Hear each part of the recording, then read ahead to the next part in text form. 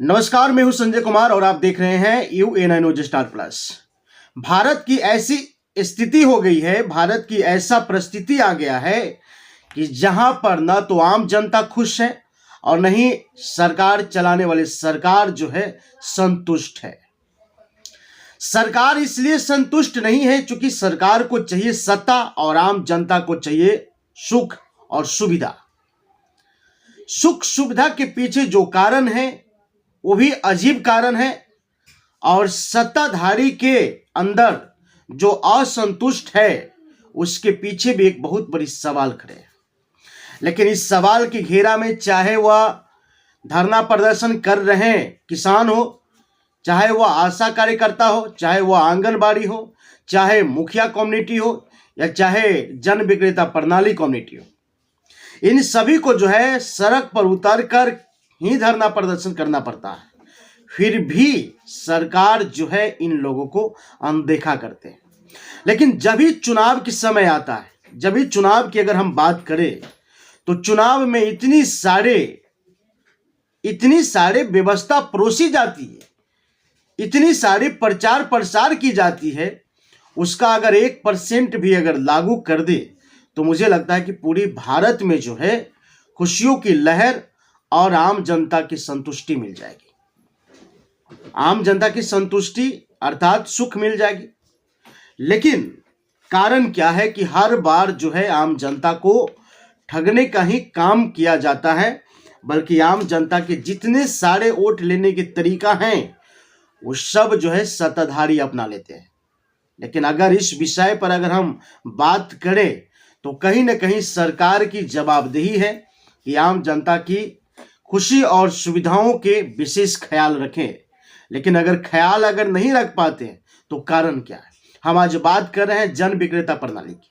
जन विक्रेता प्रणाली एक ऐसे लीडर है, एक ऐसे डीलर है जहां पर राशन की पूरी तरीके से जो है अपने सिस्टम से जो है परफॉर्मेंस करते हैं। लेकिन क्या जन विक्रेता प्रणाली को क्या मिलता है? जन विक्रेता प्रणाली को जो मिलना चाहिए उनके अनुसार से जब नहीं मिल रहा है तो वो धरना प्रदर्शन कर रहे हैं। हालांकि जन विक्रेता प्रणाली को जो है पूरे आम जनता से लेकर के सरकार तक जो है वो चोर समझते हैं। और आम जनता चोर भी समझे क्यों नहीं, क्योंकि उसमें से आधा किलो जरूर काटा जाता है। 500 ग्राम हो, 250 ग्राम हो, लेकिन काटा जरूर जाता है। लेकिन कारण क्या है कि इतने 500 ग्राम 250 ग्राम जो चावल है वह गेहूं है उसको काट करके मिलता है आम जनता को। ये भी सवाल जो है बहुत बड़े है। इस कारण पर भी जो है आम जनता से लेकर के सरकार तक को ध्यान देना चाहिए। अब जन विक्रेता प्रणाली के पास भी जो है कई सारे वर्कर होते हैं, कई सारे मजदूर होते हैं जो उसको नाप तौल जोख करते हैं, जो कस्टमर को डील करते हैं। अब जो एक व्यक्ति अगर डीलर अगर कस्टमर को संभाले तो कैसे संभलेगा? एक कार्ड धारी नहीं है, बल्कि उस जन विक्रेता प्रणाली के पास सैकड़ों हजारों कार्ड है। कैसे डील करेगा? वो भी जन विक्रेता प्रणाली के पास इकट्ठे भीड़ हो जाते हैं। कभी कभी तो 2-4 व्यक्ति, 8-10, 15-20, 100-50 व्यक्ति कभी कभी आते हैं लाने के लिए।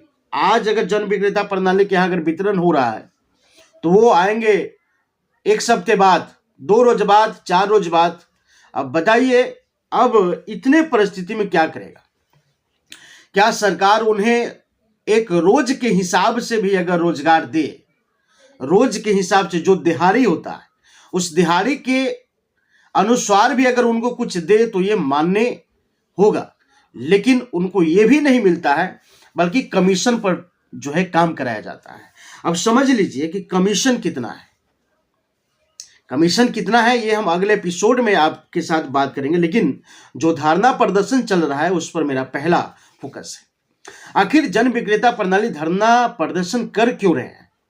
धरना करने के पीछे कारण क्या है, ये सरकार को अविलंब समझना चाहिए। वही बात अगर हम करेंगे कि इस देश में चाहे वह मुखिया कम्युनिटी की हो, चाहे वह आंगनबाड़ी एसोसिएशन की हो, चाहे ये जन विक्रेता प्रणाली की हो, हर लोगों को रोड पर उतर करके ही धरना प्रदर्शन करना पड़ता है।